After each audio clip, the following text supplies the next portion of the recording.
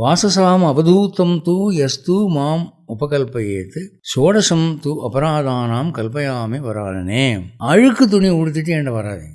சில பேர் துணி ஒரு வேட்டி கட்டினாங்கன்னா அது 7 நாளைக்கு கட்டுவாங்க, ஏன்னா அழுக்காக வரும். சில பேர் இப்படி ஒரு 2 நாளைக்கு, அப்புறம் இப்படி திருப்பி 2 நாளைக்கு, அப்படி 2 in 1 அப்படி வேலையெல்லாம் கட்டுவாங்க. அன்றாடம் துணியை துவைக்கணும். அதனால் கந்தையானாலும் கசக்கி கட்டு, தண்ணியில் அதை துவைச்சி அதை தூய்மையாக்கணும். சும்மா துவைக்கிறதுனால ஒரு எல்லோவிஷாக ப்ரௌனிஷாக மாறிடும். அதை பற்றி அவர் பெருமையாக கவலைப்படுறது. அழுக்கு இருக்கக்கூடாது. அழுக்கு என்பது மூதேவி அம்சம். அழுக்குங்கிறது என்ன டெஃபினிஷன் அப்படின்னா, ஒரு நாள் கட்டிட்டா அது அழுக்கு தான். ஒரு 24 hours கட்டிட்டிங்கன்னா மறுநாள் வேறு துணி கட்டணும். சில பேர் 2 வேஷ்டி தான் வச்சுருப்பாங்க. அந்த 2 வேஷ்டியை மாற்றி துவைச்சிப்பாங்க. அந்த காலத்துலலாம் பிராமணங்க ஆச்சாரமாக இருக்கிறவங்க அப்படி தான். அங்கே மேலே கம்பில் ஒரு வேட்டி தொங்கும், ஒரு வேட்டி இடுப்பில் இருக்கும். இது அங்கே போய்டும், அப்புறம் அது இங்கே வரும். அப்படி டெய்லி இது பண்ணுவாங்க.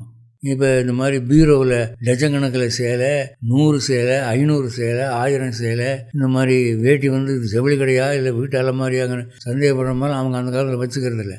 குறைஞ்ச உடைமைகள் இருந்தால் போதும், எதுக்கு நமக்கு அத்தனை என்று அந்த மாதிரி டெய்லி துவைச்சிருவாங்க.